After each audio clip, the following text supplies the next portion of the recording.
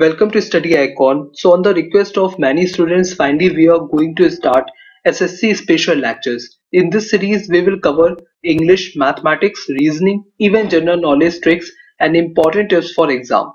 First of all, we are going to cover SSC past year's vocabulary, which is completely based on SSC past year papers, previous papers, and all the vocabs and even options are the same. Okay, so मतलब ये है कि हम जो भी से share करेंगे, हम जितनी यहाँ पे जितने भी vocabs हम शेयर करेंगे उसमें vocab भी बिल्कुल सेम है और जो ऑप्शंस है वो भी बिल्कुल सेम है. हमने उसमें कुछ भी नहीं किया है.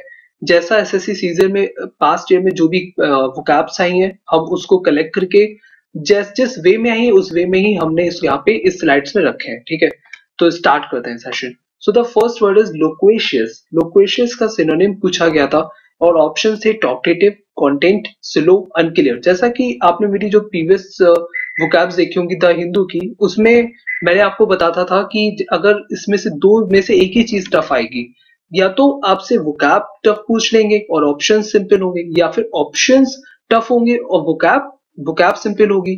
तो इसी तरह से अब हम इसको प्रिपेयर करेंगे. देखिए लिखा है लोक्वेशियस. तो लोक्वेशियस मीन्स होता है टॉकटेटिव, जो बहुत ज्यादा बातें करने वाला होता है उसको बोलते हैं लोक्वेशियस. ठीक है, सिनोनिम होते हैं टॉकटेटिव, चैटी, गैरुलस, आउटस्पोकन. अगर एक इंपॉर्टेंट सिनोनिम की बात करें तो वो है टॉकटेटिव एंड गैरुलस.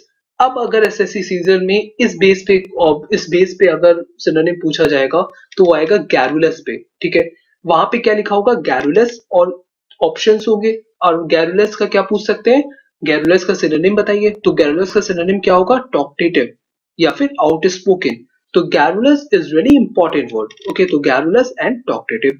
एंटोनिम है taciturn, reticent, silent. Taciturn and reticent are both important antonym for loquacious. ठीक है, तो अगर देखिए अब लोक्वेशियस का एक बार तो आ चुका है सिनोनिम, तो इस पैटर्न में तो आएगा नहीं. तो अब सिनोनिम अगर पूछा जाएगा तो सिनोनिम गैरुलस बहुत इंपॉर्टेंट है. गैरुलस माने क्या होता है, जो बहुत ज्यादा बातें करने वाला होता है. एंटोनिम क्या होगा, टैसीटर्न, रेटिसेंट, साइलेंट. एग्जाम्पल है, since the employees knew their manager was in loquacious mood, they predicted the meeting would be a long one. क्योंकि एम्प्लॉय को पता था कि उनके जो मैनेजर हैं वो बहुत ज्यादा बात करने के मूड में, तो उन्होंने प्रेडिक्ट कर लिया था कि मीटिंग जो होगी वो बहुत ही लंबी चलेगी. ठीक है, मेमोरी टिप है इसको याद करने की. लोगों से बातें करने में जो क्यूरियस होता है उसे बोलते हैं लोक्वेशियस. ठीक है, अब आप वोकैब पे देखिए, यहाँ पे लिखा हुआ है लो. ठीक है, तो हमने इसको क्या याद कर लिया, लोगो. ठीक है, और लिखा है क्वेशियस. तो क्वेशियस को अगर आप इसका देखें तो क्यूरियस एंड क्वेशियस आर बोथ राइम्स. ये दोनों राइम्स बन रहे हैं.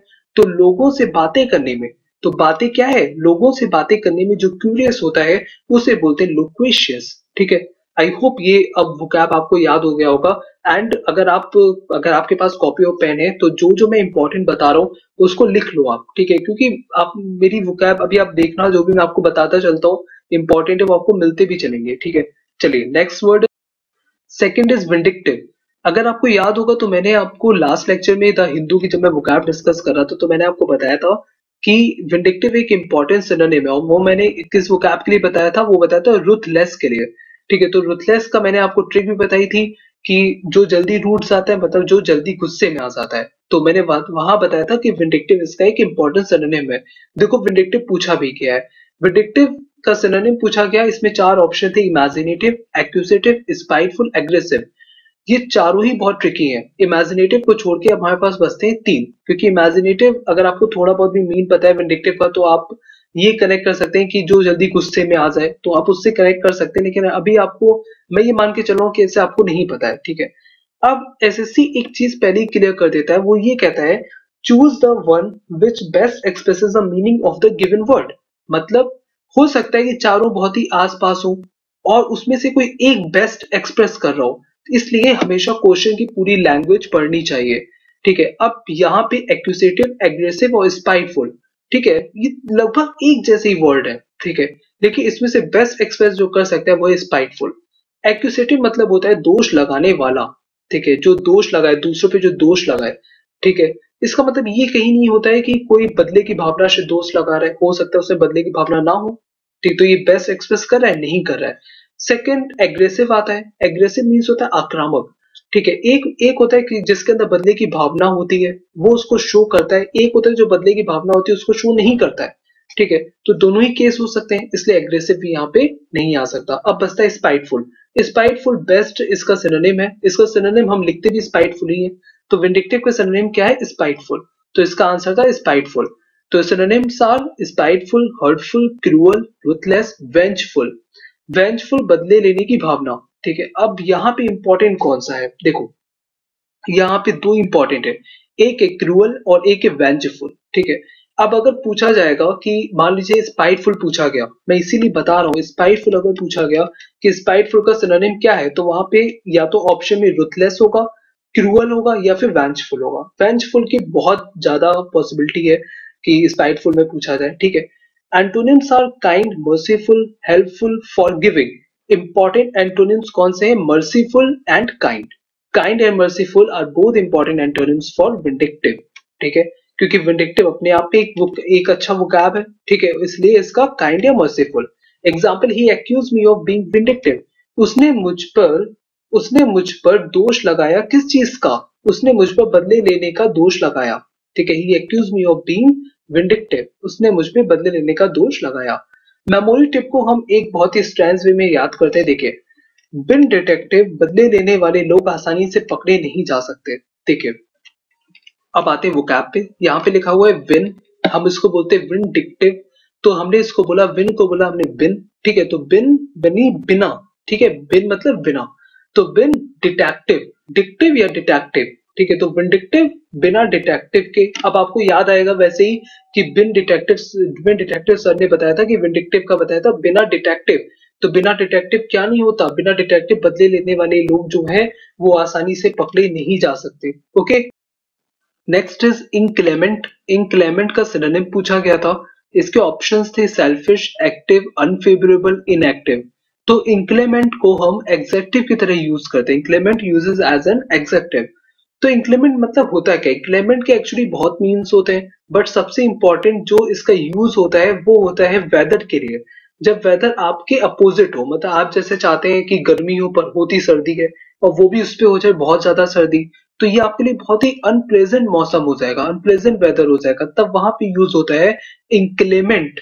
ठीक है, तो इंक्लेमेंट मतलब क्या होता है? इंक्लेमेंट वेदर से रिलेटेड होता है, अनप्लेजेंटली कोल्ड और वेट। ठीक है, मतलब बहुत अनचाही सर्दी, अनचाही गर्मी, उसको बोलते हैं इंक्लेमेंट। ठीक है, इसके सिनोनिम्स होते हैं स्टिफ, टफ, हार्ड, अनफेवरेबल। तो important synonym of course unfavourable है, क्योंकि अनफेवरेबल पूछा भी गया है, लेकिन उसके साथ में एक और आता है, वो है स्टिफ। तो stiff and unfavorable are both important synonym for inclement vocab. Antonyms are pleasant, clear. Important antonym is pleasant. तो inclement का क्या होगा? Pleasant antonym, and synonym होंगे stiff and unfavorable. Example is I could no play due to inclement weather. मैं खेल नहीं सका, खराब मौसम की वजह से मैं खेल नहीं सका। तो inclement का आंसर क्या है? Unfavorable. ओके, मेमोरी टिप है, इंक्रीमेंट तभी हो पाता है जब इंक्रीमेंट ना हो। ठीक है, इंक्रीमेंट ना हो तभी इंक्रीमेंट हो पाता है। सैलरी में इंक्रीमेंट तभी हो पाएगा जब आप अच्छे से काम करेंगे, तो वो काम आप तभी अच्छे से कर पाएंगे जब सारी कंडीशन आपके फेवर में हो। तो इंक्रीमेंट तभी हो पाता है जब इंक्रीमेंट ना हो, मींस कोई अनफेवरेबल कंडीशन ना हो। Next is genial. Genial as an adjective use होता है, इसका सिनोनिम पूछा गया था। इसके चार ऑप्शन है, कॉर्डियल, अनसेल्फिश, केयरफुल, स्पेसिफिक। तो जीनियल का मीन्स होता है क्या है? जीनियल का मतलब होता है मिलनसार। मिलनसार मतलब जो सबसे हंस के मिले, सबसे खुश होके मिले, जो सबके साथ एक फ्रेंडली बिहेवियर रखे, उसको बोलते हैं जीनियल। ठीक है, फ्रेंडली एंड चेयरफुल। सिनोनिम्स होते हैं affable, cordial, cheerful. Important synonyms है जो है वो है दो, एक है एफेबल और एक है कॉर्डियल। जिसमें एफेबल जो है वो बहुत ही इंपॉर्टेंट है, वो आपको हर एग्जाम, मतलब जो भी आप एग्जाम देते हैं वो हर एग्जाम के लिए इंपॉर्टेंट है एफेबल। तो एफेबल एंड कॉर्डियल। ठीक है, एफेबल मतलब क्या होता है? मिलनसार।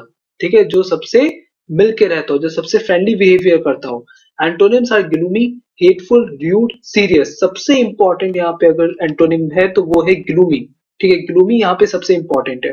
तो ग्लूमी, और आप याद, क्योंकि आपको याद करना है क्योंकि आपको याद करने हैं इस वोकैब का एंटोनिम, तो ग्लूमी एंड हेटफुल। ठीक है, तो ग्लूमी और हेटफुल दोनों ही बहुत ही इंपॉर्टेंट है यहाँ पे। Example is he meets friends and foes with a genial smile. ठीक है, फोज क्या होता है? फोज होते हैं दुश्मन, शत्रु को बोलते हैं फोज। ठीक है, तो ही मीट्स फ्रेंड, वो दुश्मन, वो दोस्त और दुश्मन दोनों से क्या है, हंस के मिलता है।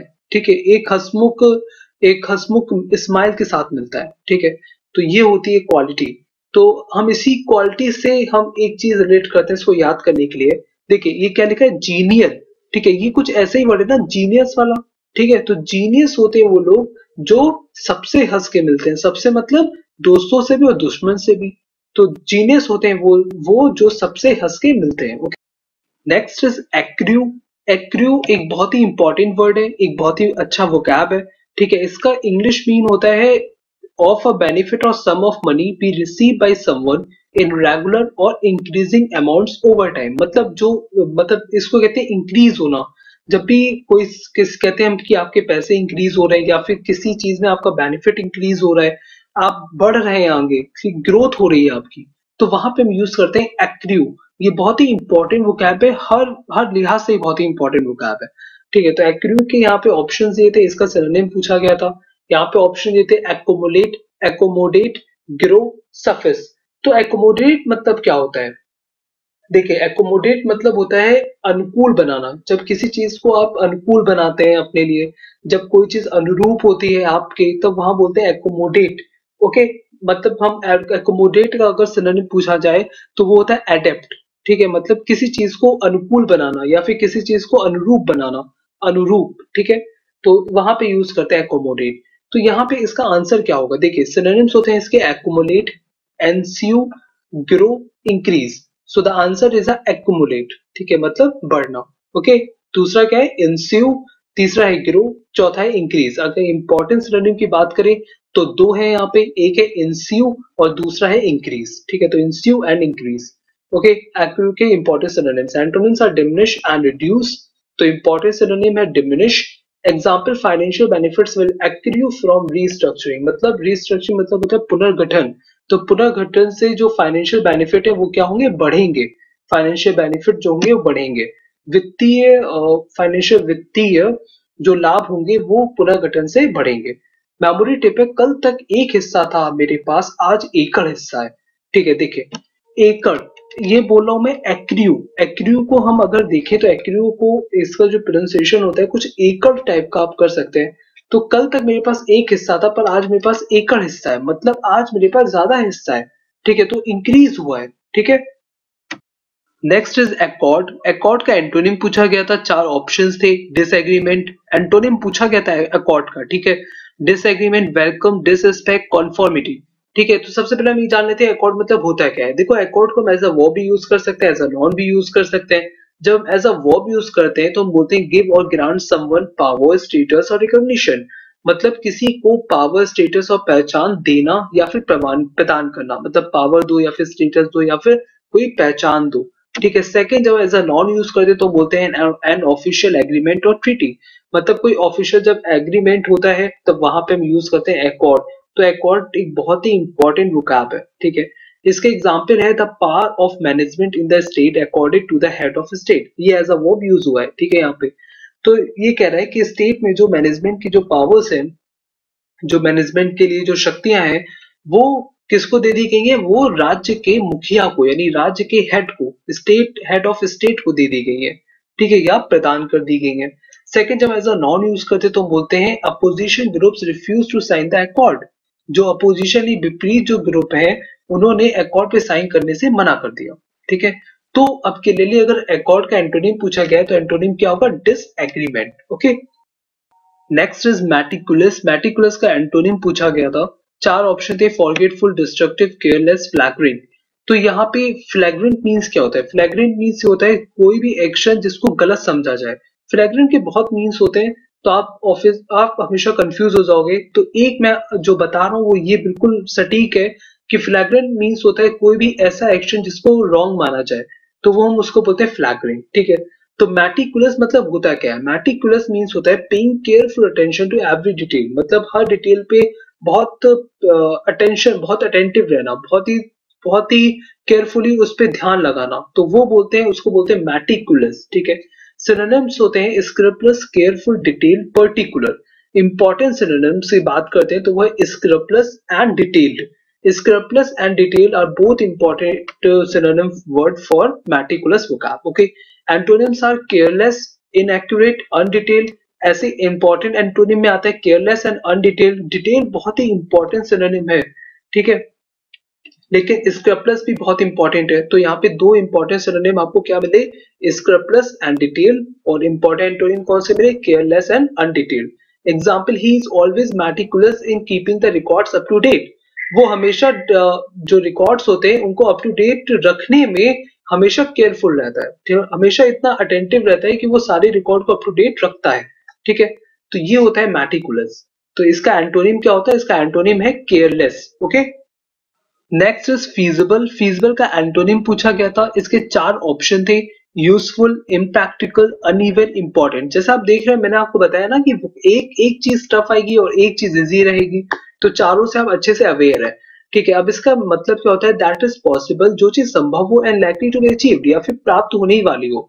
सिनोनिम्स होते हैं पॉसिबल, प्रैक्टिकेबल, वाइबल, ठीक है. वाइबल मैं इसके पहले आपको बता चुका हूँ कि सर्वाइवल, आपको अगर याद होगा, वीडियो आपने देखी होगी, तो मैंने बताया था कि सर्वाइवल वही हो पाता है जहां कंडीशन वाइबल हो, ठीक है. ये मैंने आपको बताया था, ठीक है. एंटोनिम्स क्या है, इम्प्रैक्टिकल, अनप्रॉफिटेबल, अनअटेनेबल. अगर इंपॉर्टेंट सिनोनिम्स की बात करें तो सबसे ज्यादा इंपॉर्टेंट है वाइबल, ठीक है. वाइबल एंड प्रैक्टिकेबल, ठीक है, दोनों ही बहुत ही इंपॉर्टेंट है किसके, फीजिबल के.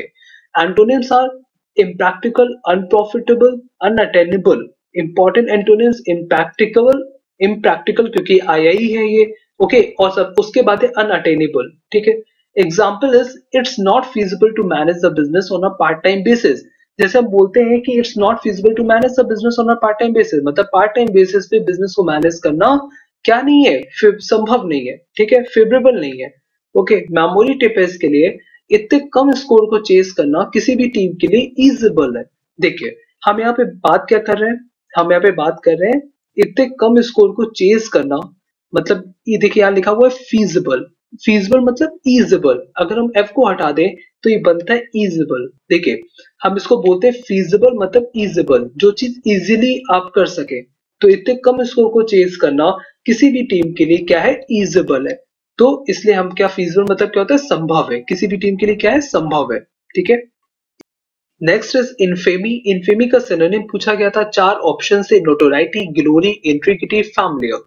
तो इसका मतलब क्या होता है, इनफेमी का मतलब होता है the state of being well known for something bad और इविल. मतलब किसी बुरी चीजों के लिए जब किसी को जाना जाता है तो उसको बोलते हैं इनफेमी. इनफेमी का हिंदी मीन होता है बदनामी, ठीक है. तो इनफेमी का हिंदी मीन क्या होता है, बदनामी. सिनोनिम्स है नोटोराइटी, डिफेमेशन, टार्निश्ड. जिसमें से डिफेमेशन जो है ये बहुत ही इंपॉर्टेंट वोकैब है. डिफेमेशन अपने आप में बहुत ही इंपॉर्टेंट वोकैब है, आपको न्यूज़पेपर में भी मिलेगा डिफेमेशन वर्ड, ठीक है. तो इनफेमी का इतना यूज नहीं होता, लेकिन अगर हम न्यूज़पेपर में बात करें तो डिफेमेशन हम यूज करते हैं, ठीक है. Antonyms are repute, repute, goodness, dignity. तो इंपॉर्टेंट अगर एंटोनिम की बात करें तो वो गुडनेस एंड डिग्निटी, ठीक है. Example is, while one sister is recognized as being nice and polite, the other sister lives in the infamy for her selfish and cruel ways.